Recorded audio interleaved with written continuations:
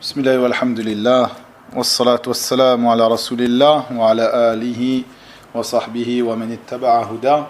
Amma ba'du fa.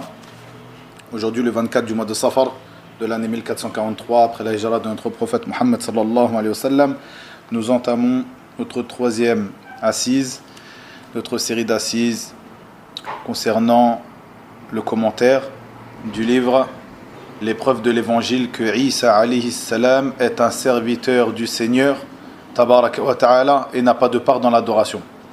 Écrit par le savantissime Muhammad Taqiyuddin al-Hilali al-Maghribi rahimahullahu ta'ala. L'assise d'aujourd'hui, je terminerai l'assise de la semaine passée qui concernait la biographie de Cheikh. Je la terminerai en citant quelques éloges des gens de science à l'égard de Cheikh Muhammad Taqiyuddin al-Hilali rahimahullah.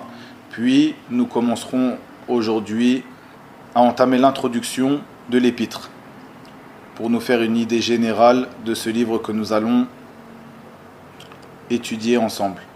J'ai réuni ici quelques éloges des gens de science contemporains à l'égard de l'auteur. Qu'Allah lui fasse miséricorde. Parmi ces éloges, nous trouvons l'éloge de Al-Allama, le savantissime Abdelhamid ibn Badis al-Jazairi rahimahullah ta'ala, qui disait à son égard: l'homme honorable reste honorable où qu'il soit, tout comme le soleil reste le soleil, qu'il se lève ou qu'il se couche. Le professeur, le savantissime Muhammad Taqiyuddin al-Hilali, l'auteur des chapitres plaisants et des éminentes recherches scientifiques du journal Al-Fath, compte parmi les plus honorables d'entre nous, ceux dont l'honorabilité est reconnue unanimement en Orient et en Occident, par les Arabes et les non-Arabes, les musulmans et les non-musulmans. Dans le Hijaz, sa réputation et son mérite le précèdent. En Inde, il a occupé le poste d'enseignant dans les plus hautes universités.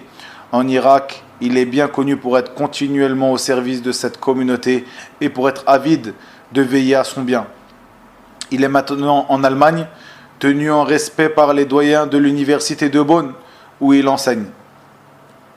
Le professeur al-Hilali est un homme international, au regard large. Il connaît les situations de l'Orient et de l'Occident. C'est la raison pour laquelle ce qu'il soutient comme vérité dans ses recherches se révèle mûr, profitable et agréable.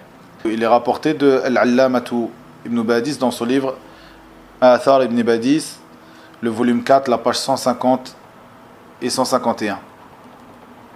Nous trouvons aussi l'éloge de Al-Allama, le savantissime Abdul Aziz ibn Abdullah ibn Baz, rahimahullah ta'ala, qui disait, dans le sens de ses paroles: et notre frère, le docteur Taqiyuddin al-Hilali du Maroc, appartient à cette catégorie, c'est-à-dire les revivificateurs de la religion, Al-Mujaddidoun.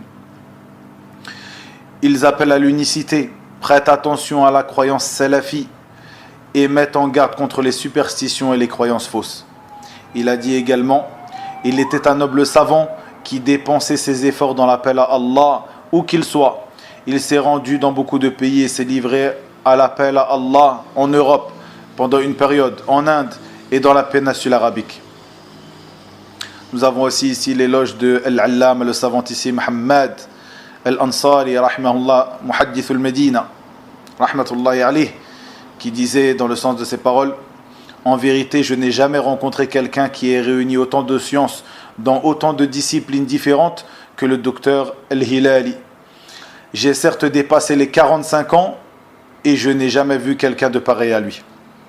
Nous retrouvons cette parole dans Al-Majmou', le volume 2, page 604, Al-Majmou' qui a été réuni par son fils Abdul Awwal, le fils de Cheikh Hamad al-Ansari, Abdul Awwal, qui est mort il y a quelques jours, rahimahullahu wa rahmatullahi ala abi. Voici quelques éloges des gens de science contemporains à Al-Allama al-Hilali, et comme vous le savez, comme je l'ai évoqué précédemment, sa réputation n'est plus à faire.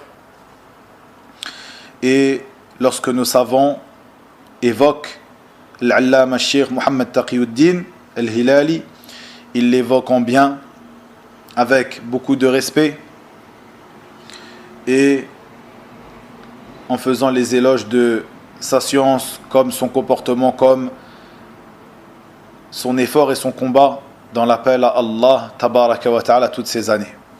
Ici se termine la partie qui est l'introduction à l'épître que nous allons étudier, l'introduction générale qui se constitue d'un avant-propos ainsi qu'une introduction, puis d'une biographie de l'auteur, suivi, comme nous venons de le voir, d'éloges de savants contemporains Ash-Shaykh.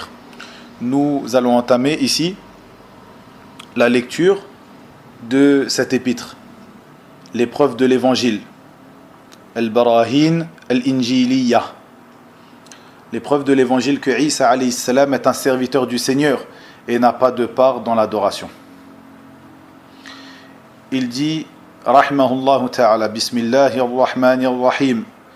Toutes les louanges reviennent à Allah qui détient la gloire et la majestuosité, qui est le seul à posséder les attributs de perfection. Il n'a jamais engendré et n'a pas été engendré. Il n'a aucun égal ni équivalent. Il est le grand, le très haut. Il a envoyé ses messagers pour guider les gens vers son adoration à lui seul et les mettre en garde contre l'association qui les conduit à l'anéantissement. Et que sa prière et son salut soient sur tous les prophètes et envoyés, particulièrement Muhammad sallallahu alayhi wa sallam, le sceau des prophètes, et sur tous ceux qui les ont suivis avec perfection jusqu'au jour de la rétribution.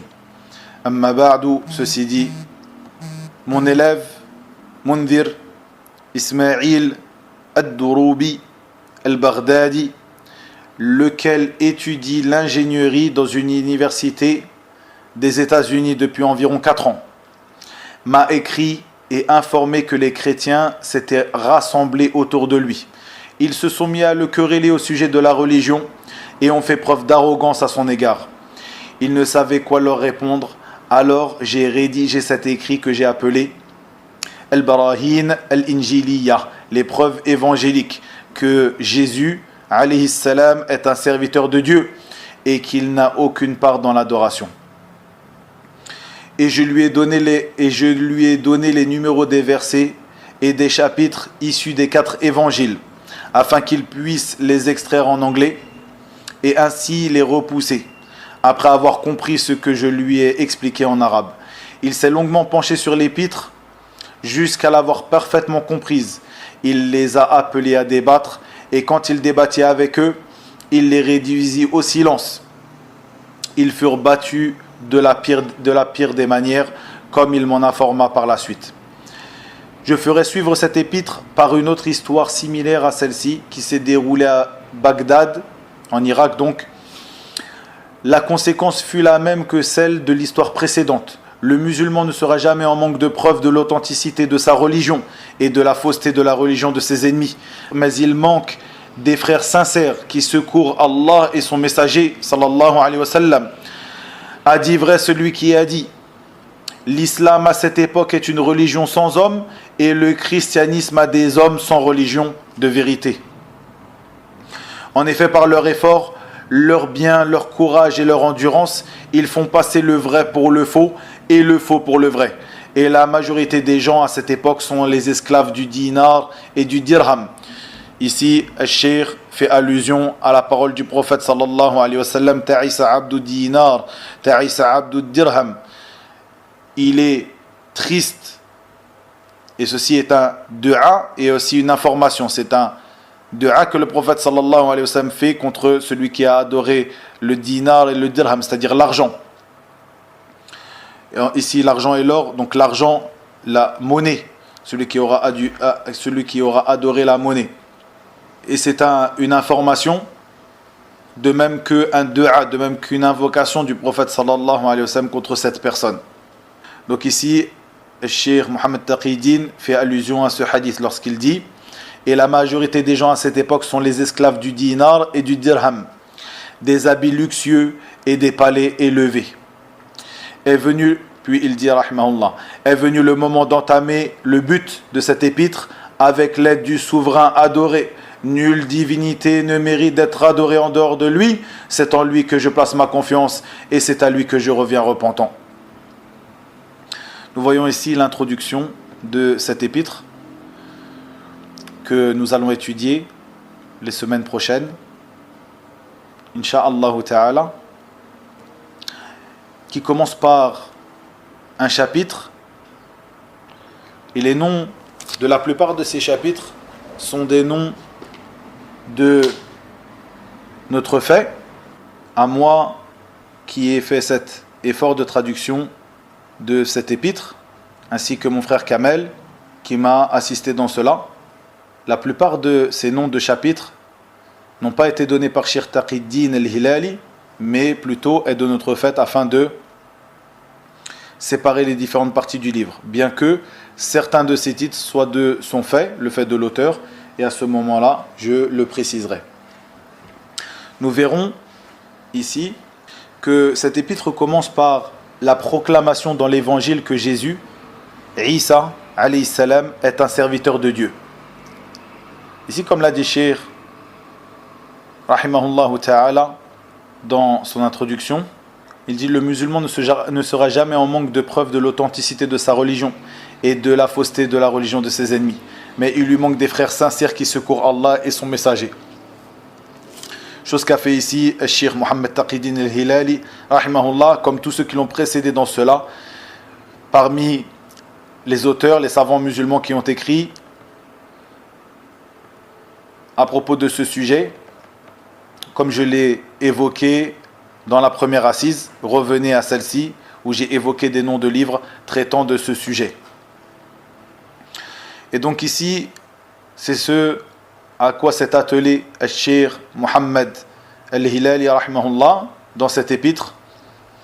Il a étudié ces 4 évangiles, ceux qui sont appelés des évangiles par les chrétiens aujourd'hui, qui bien sûr, comme vous le savez, ne sont pas l'Injil, qui est descendu sur Isa alayhi salam, mais plutôt des récits rapportés de personnes ou entre parenthèses, entre guillemets, personnalités chrétiennes qui sont morts ou qui ont vécu et qui sont morts des années après le message de Isa alayhi salam, qui ne l'ont pas rencontré. C'est-à-dire que ceux qui ont écrit ces évangiles, les 4 évangiles que nous évoquerons dans notre étude de cet épître, sont des gens qui n'ont pas vécu avec le Messie Isa alayhi salam, Jésus, fils de Marie alayhi salam. Et j'avais enregistré après un sermon du vendredi une parole concernant cela. Revenez à cette parole, elle se trouve sur le site Ahlul Dhikr ainsi que sur la chaîne Telegram, concernant la réalité, la vérité à propos de l'église chrétienne et la place de Isa, de Jésus, fils de Marie, chez les musulmans.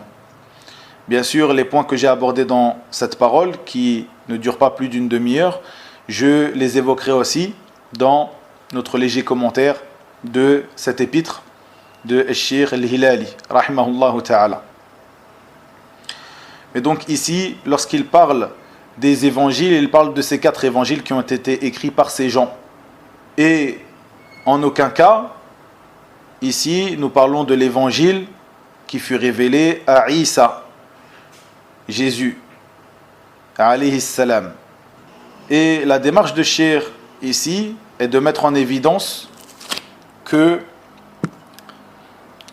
d'après même les livres qu'ils ont rendus saints, donc ils l'appellent la Sainte Bible, le Nouveau Testament et l'Ancien Testament, est appelé chez les chrétiens la Bible, la Sainte Bible, the Holy Bible, et la démarche de Cheikh est de mettre en évidence que d'après vos textes, d'après ces textes que vous sanctifiez, nous vous montrons même que ce que vous imputez à Isa est faux et n'était pas ce sur quoi étaient les premiers chrétiens. Ces premiers chrétiens qui ont écrit ces livres et qui, sans aucun doute, ont été falsifiés et pervertis par la suite, par des ajouts et des diminutions faits par des mains qui ont joué avec ces écrits de ces premiers chrétiens. Et comme je l'avais expliqué dans cette parole que je viens d'évoquer, et nous reviendrons dessus, Inch'Allah, dans les assises prochaines, le fait que l'Église chrétienne a régi par des traités les lois de la religion chrétienne connue aujourd'hui. Des traités qui furent signés, si on peut le dire, ou à propos desquels se sont accordés lors de réunions, de conciles, comme nous le verrons dans les cours prochains. Donc ici, la démarche de Cheikh Mohammed Taqiyuddin est de leur montrer aux chrétiens, de même que, et comme vous l'avez entendu dans l'introduction, de même qu'aux musulmans, qui pourraient être entourés de chrétiens, afin de les appeler à l'islam, la religion de vérité, comme pour son élève, Mundhir, un Irakien qui se trouvait aux États-Unis pour étudier l'ingénierie, qui se trouvait au milieu des chrétiens, comme beaucoup d'entre nous en France, qui nous trouvons au milieu de peuples chrétiens, afin que nous connaissions certaines bases de leur religion et que le musulman lambda puisse se préserver en premier lieu, puis les réfuter en second lieu, au moment où il aura bien compris cet épître, comme il l'a évoqué dans l'introduction, qui était une condition pour pouvoir discuter avec eux, le fait d'avoir bien compris cet épître, de ne pas se lancer tête baissée dans un débat avec ces gens-là, car ceci, sans aucun doute, est quelque chose qui peut être très dangereux pour la religion du musulman, que ce soit avec des non-croyants, comme des juifs, des chrétiens et autres, ou avec des gens de l'innovation et des ambiguïtés. Le fait de s'écarter de la polémique est une des bases des gens de la sunna. Il faut bien prendre garde à cela et ne pas foncer tête baissée à chaque fois que l'une de ces personnes soulève un débat et que nous sentons le sang bouillonner en nous, nous précipiter à répondre et bien souvent à répondre sans science. Voici ce qu'a voulu mettre en avant ici Cheikh Mohammed Taqiyuddin al-Hilali dans cet épître.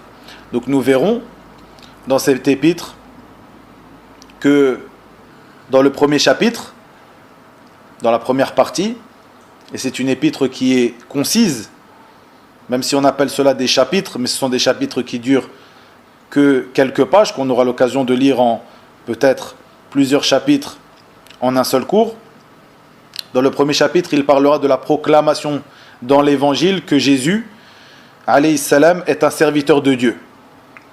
Nous trouverons cela proclamé clairement dans l'évangile. Donc il est un serviteur de Dieu, qu'il n'est pas Dieu lui-même, ni le Fils de Dieu, ni le troisième de trois. L'annonce de la prophétie de Muhammad sallallahu alayhi wa sallam dans l'évangile. Le reste des preuves évangéliques sur le fait que Jésus alayhi salam est un serviteur de Dieu. C'est-à-dire qu'il reviendra sur ce point-là et mettra en avant d'autres preuves encore venant appuyer le fait que Jésus n'est pas Dieu lui-même, ni le Fils de Dieu, ni le troisième de trois. Puis une conclusion exposant les preuves que l'histoire de la crucifixion est inventée.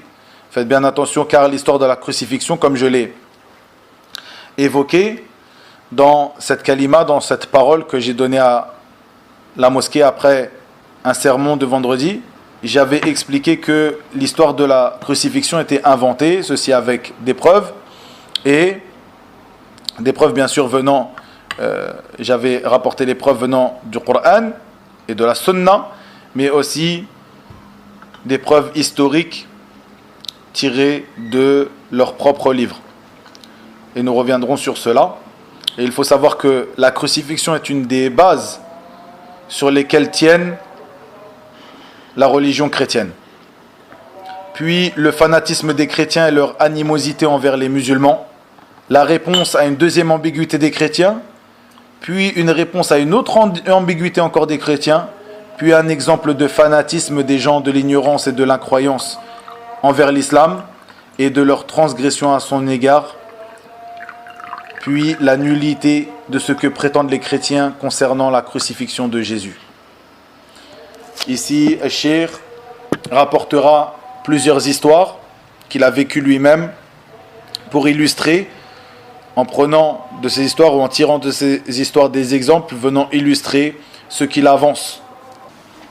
Et donc cette épître est importante car il n'est pas permis aux musulmans lambda d'ouvrir ces livres qui sont les livres sacrés chez les juifs et les chrétiens, l'Ancien Testament, le Nouveau Testament, et de lire dans ces livres directement. Et ce, même s'il prétend lire dans ces livres pour réfuter ces gens-là, pour connaître ce sur quoi ils sont et réfuter ces gens-là. Car le musulman lambda n'a pas les outils, n'a pas la science pour se préserver des ambiguïtés. Il ne lui sera pas autorisé de faire cela. Plutôt ceci sera autorisé pour les savants et les étudiants en sciences qui voudront véritablement faire des réfutations construites sur une science certaine. Et nous voyons que notre prophète Mohammed sallallahu alayhi wa sallam a interdit cela. Lorsque, dans un hadith authentique, Omar ibn al-Khattab, et qui est Omar ibn al-Khattab radiyallahu anhu, comparé à l'un d'entre nous? Lorsque Omar vint au prophète sallallahu alayhi wa sallam dans ses mains des feuilles, des livres, des gens du livre. Et le prophète sallallahu alayhi wa sallam de lui dire: es-tu dans le doute, ya ibn al-Khattab? Dans le sens de ces paroles sallallahu alayhi wa sallam, je suis certes venu à vous avec la vérité éclatante, de jour comme de nuit. Et par celui qui tient mon âme dans sa main, si mon frère Moussa était présent et vivant auprès de nous, il ne lui aurait pas été autorisé si ce n'est de me suivre. Il n'aurait pu faire autrement que de me suivre. Nous voyons ici que le prophète sallallahu alayhi wa sallam a interdit donc de lire dans ses livres cette lecture qui peut être faite par certains musulmans par ignorance de ce jugement, comme je l'ai dit précédemment, afin de, comme ils le prétendent, se renseigner à propos de ces gens-là, les gens du livre, et de pouvoir les contrer, les réfuter. Et ceci, nous trouvons que certaines personnes le font parce qu'ils vivent avec ces gens,